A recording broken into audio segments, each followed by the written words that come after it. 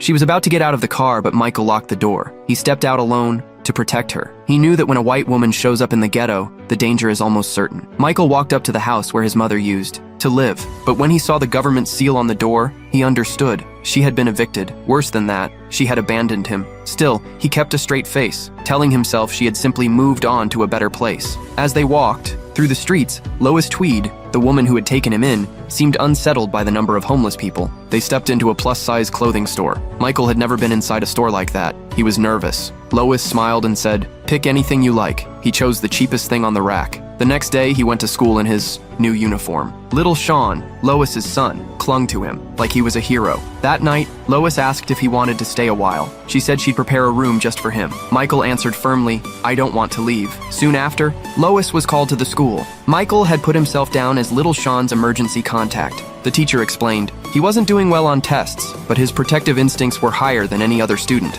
That spoke volumes. So Lois gave him a clean room, a bed of his own. For the first time in his life, Michael had a place to sleep. Something so simple to some was once a distant dream to him. With stability, his grades began to rise, and before long, he made the varsity team. To celebrate, Sean booked a fancy restaurant. That evening, Lois read bedtime stories to the kids, just like always. But with Michael there, it felt lighter. The house laughed again. At Christmas, Lois printed a card with a photo of the four of them. She sent it to everyone, beaming with pride. But soon came the questions. "Are you really going to adopt him?" they asked. When she said yes, the smiles froze. One friend said bluntly, "A black boy, living under the same roof as your teenage daughter? Aren't you afraid?" Lois went to her daughter and asked if any of it bothered her. The girl answered gently, "I'm not worried about me. I'm worried about what they're doing to Mike." And as for Sean, he already told everyone at school with pride, "He's my brother." Growing up in a home full of love, a child's heart begins to bloom. And over time, even the other kids started to warm up to Michael. Until, one day, the feared Clint sat down beside him,